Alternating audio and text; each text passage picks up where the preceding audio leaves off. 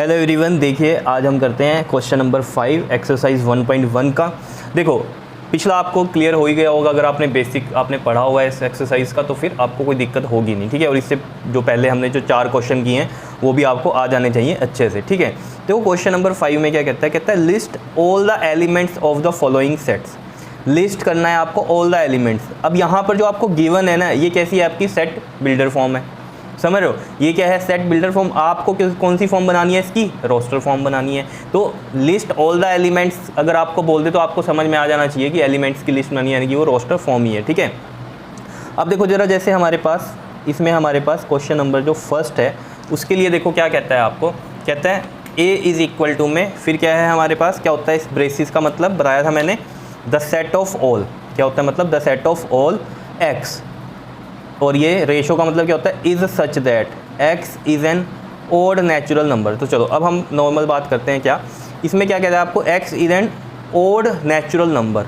Natural number क्या होते हैं, 1 से स्टार्ट होते हैं, 1 2 3 4 5 एंड सो ऑन चलते रहेंगे, यानी कि ये क्या है इन्फिनिटी तक जाएंगे इस तरीके से, ये हमें पता है।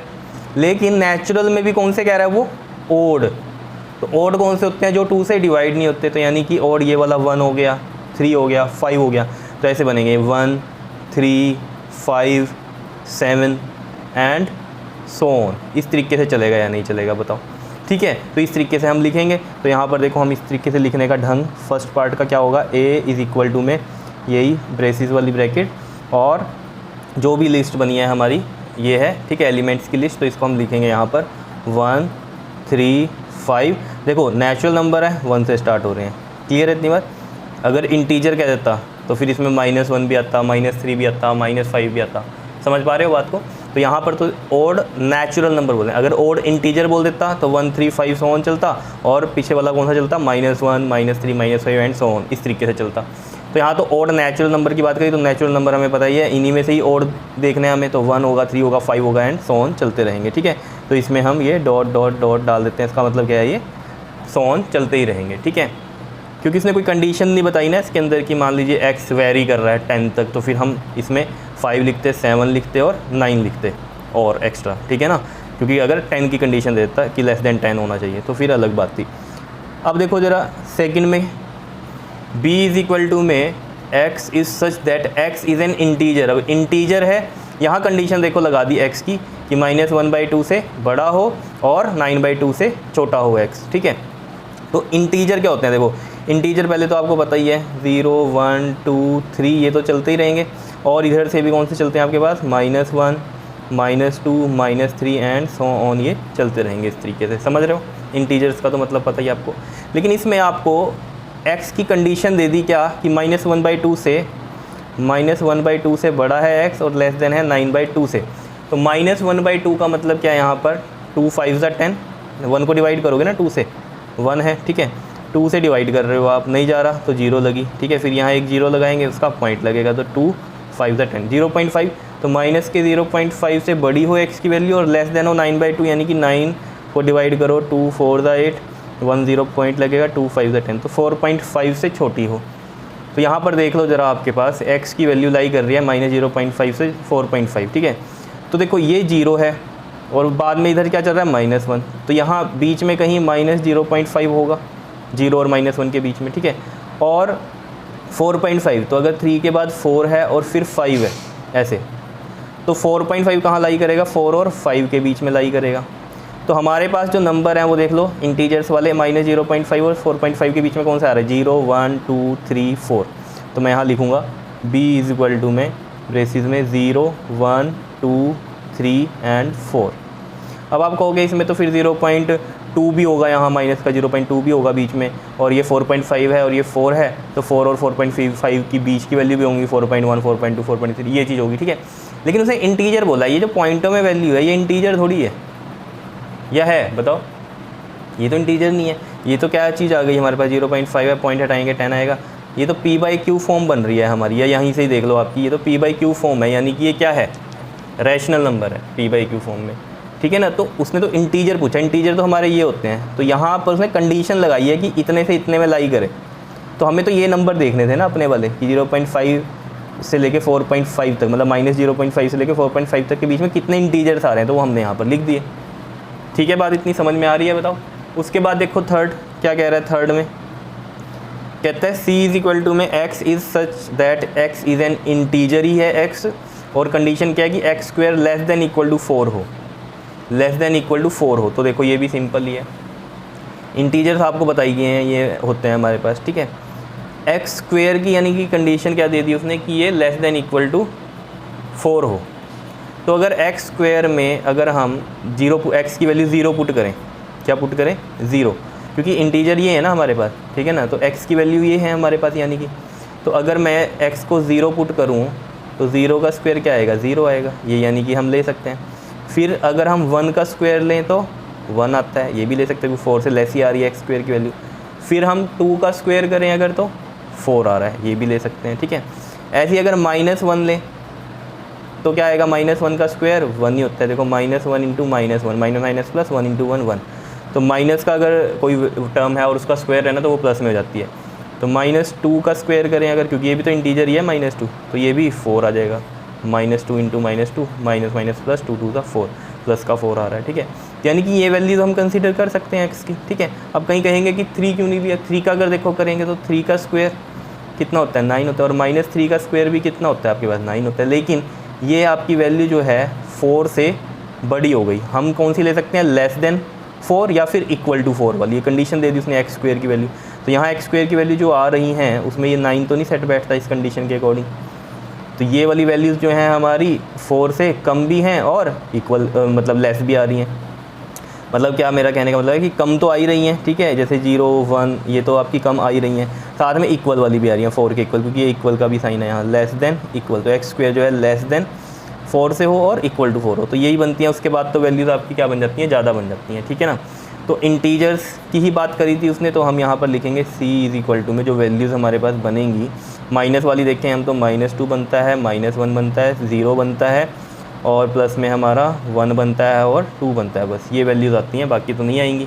3 वाली तो कहानी नहीं थी, 3 और -3 अगर हम लिखते तो फिर 9 बनता वो तो, लेकिन कंडीशन के अकॉर्डिंग क्या है हमारे पास, अगर यहाँ पर आप देखोगे एक्स स्क्वायर जो है वो लेस देन इक्वल टू 4 है, तो यही जो है हमारे पास नंबर्स आएंगे। ठीक है, अब इसमें कंफ्यूज मत ये हो जाना कि ये वाले कहीं लिख दो आप जो आंसर आ रहे हैं हमारे, ये नहीं लिखने, एक्स की क्या वैल्यूज़ पुट करके जो हमारी ये कंडीशन सेटिस्फाई हो रही है ना, तो वो एक्स के वैल्यूज़ ही तो इंटीजर्स हैं, तो ये वैल्यू रखेंगे ना हम कि उनका स्क्वायर करके ये वैल्यू 4 से लेस है और इक्वल है, तो वो वाले इंटीजर्स ले लिए हमने जिसमें एक्स स्क्वायर की वैल्यू क्या आ रही है, 4 से लेस है या इक्वल है, लेकिन वैल्यूज़ एक्स की रखनी है, एक्स स्क्वायर की नहीं रखनी यहाँ पर। ठीक है, फोर्थ की हम अगर बात करें, देखो फोर्थ क्या कह रहा है हमें, ये समझ में आ रहा है या नहीं आ रहा है, बताओ, ईजी है ना। फोर्थ में देखो क्या कह रहा है, ये तो बहुत ईजी है, d इज़ इक्वल टू में एक्स रेशो, मतलब X is such that X is a letter in the word loyal. तो बस यहाँ पर हमें पता ही है इनमें तो जो रिपीटिंग होते हैं उनको एक ही बार लिखना होता है, बार बार नहीं लिखना होता। तो d इज़ इक्वल टू में ये तो सिंपल है, l है इसमें, एक o है और y है, एक a है। अब ये l दोबारा नहीं लिखूँगा मैं, क्यों नहीं लिखूँगा, एक बार पहले लिख तो चुकी हैं, ठीक है ना, लेटर तो l ही है ना, तो बस इन्हीं से लेटर से मिलके ये वर्ड बना है लॉयल। तो अब ये बार बार l नहीं लिखेंगे, ठीक है ना, तो रिपीटिंग में नहीं लिखते इसको, तो ये आ गया आंसर। ठीक है, फिफ्थ देखो क्या कहता है, e इज़ इक्वल टू में क्या कह रहा है, x is such that x is a month of a year not having 31 days. मतलब क्या कह रहा है, x क्या है हमारे पास, यहाँ उसने बताया कि मंथ है ईयर का, ठीक है, हमें पता है सारे मंथ कौन कौन से होते हैं, जनवरी होती है, ठीक है, फेबरवरी होती है, मार्च होती है, अप्रैल होता है, मई, जून, जुलाई, अगस्त, सितंबर, अक्टूबर, नवंबर और ये दिसंबर होता है। ठीक है, यही होते हैं। अब जनवरी में आपको पता है 31 डेज़ होते हैं, फेबरवरी में 28 भी होते हैं और 29 भी हो जाते हैं लीप ईयर में, मार्च में कितने होते हैं 31, अप्रैल में 30, इसमें 31, इसमें 31, ठीक है, समझ रहे हो।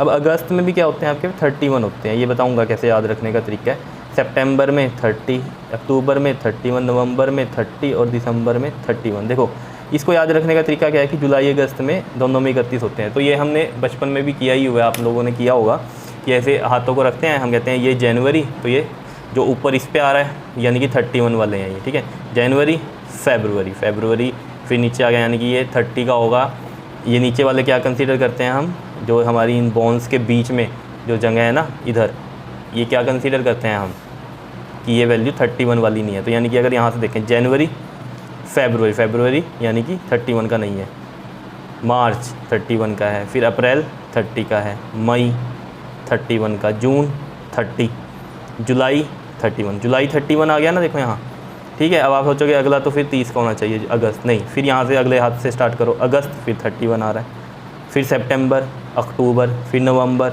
दिसंबर। तो यानी कि जो हमारे बीच में आ रहे हैं वो कौन से आ रहे हैं, फेबरवरी वाला आ रहा है। मैं टिक करते चलते हैं यहाँ पर, क्योंकि इसने बोला 31 डेज़ वाला नहीं होना चाहिए, ठीक है ना। तो फेबरवरी हो रहा है, ठीक, फिर मार्च होता है, फिर अप्रैल है, अप्रैल सही है हमारा, ठीक है। फिर आप देखोगे यहाँ से ही अब जनवरी, फरवरी, मार्च, अप्रैल, ठीक है, फिर मई, समझ रहे हो ना किस तरीके से कर रहे हैं हम, जनवरी, फरवरी, मार्च, अप्रैल, मई, फिर जून। तो यानी कि अप्रैल के बाद फिर जून है हमारा, ठीक। फिर ये जुलाई अगस्त तो 31 वाले आ गए, ठीक है ना। और फिर हमारा सितंबर होगा और फिर ये नवंबर होगा। आप ये हाथ वाले से कर सकते हो उस तरीके से जैसे मैंने आपको बताया। तो ये बस यहाँ लिखते हैं values. E is equal to में क्या है हमारा, फेब्रुवरी है, ये भी 31 का नहीं है, ठीक। फिर कौन सा है हमारा, अप्रैल, फिर जून है, ठीक। फिर हमारा जुलाई भी नहीं है, अगस्त भी नहीं है, सितंबर है, तो यहाँ लिखते हैं सितंबर है, ठीक। फिर हमारा अक्टूबर नहीं है, फिर हमारा नवंबर है। तो ये बन गए हमारे सेट्स इन अ मंथ, जो एलिमेंट्स हैं हमारे, ठीक है, वो ये बन गए कि जिसमें हमारे 31 डेज़ नहीं है, वो मंथ हैं ये, ठीक है, क्लियर है। नेक्स्ट देखते हैं हम, 6th पार्ट हमारा क्या कहता है last, f is equal to में क्या कह रहा है, x is a consonant. Consonant कौन से होते हैं, जो आपके पास जितने भी इंग्लिश के अल्फ़ाबेट्स हैं, ठीक है ना, उनमें से आप वोवल्स को निकाल दो। वोवल्स कौन से होते हैं हमारे, ए, ई, आई, ओ, यू, इनको निकाल दो, बाकी सारे क्या होते हैं हमारे, कॉन्सोनेंट्स होते हैं, ठीक है। तो इसने क्या बोला है हमें कि इंग्लिश के अल्फ़ाबेट हैं ये x जो हैं, लेकिन कॉन्सोनेंट हैं, लेकिन प्रीसीड विच प्रीसीड्स के से पीछे वाले हैं। तो देखो अगर ए बी सी डी हम देखें के से पीछे वाली, तो वो क्या बनती है हमारी, A B C D E F G H I J, फिर तो क्या आ जाएगा, के से पीछे वाले ये नंबर हैं। अब इनमें से हमें कॉन्सोनेंट ही चाहिए, तो कॉन्सोनेंट कौन से होंगे, जो वोवल नहीं है, ठीक है ना। तो वोवल वालों को काट देते हैं। ए हमारा वोवल है, इसको कट करो, बी सी डी ई भी वोवल है, इसको कट करो, ई एफ जी एच आई को भी कट करो, और ये जे। तो बस ये बने B C D F G H J, ये हमारे कॉन्सोनेंट है जो कि के से पीछे वाले हैं, है ना। तो हम इसको लिखेंगे एफ इज़ इक्वल टू में ब्रेसिस में हम लिखेंगे B C D F G H और जे, ये हमारे बन गए, ठीक है, रोस्टर फॉर्म में, क्लियर। तो ये सब आपको समझ में आ गया कि लिस्ट कर दिए हमने एलिमेंट्स को इस तरीके से, ठीक है। एलिमेंट्स पता ना, ये ब्रेसिस के अंदर जो होती है ये सारे क्या हैं हमारे एलिमेंट्स हैं, ठीक है, इनको हम एलिमेंट्स बोलते हैं, क्लियर। बताओ आया समझ में। क्वेश्चन नंबर 5 बहुत ईजी था, ठीक है। देखो अगर आपको बेसिक क्लियर है ना आपका, ठीक है, तो इसलिए इंट्रोडक्शन में पहले आपको बता दिया गया था ताकि ईजी लगे आगे, clear. Okay ji, thank you.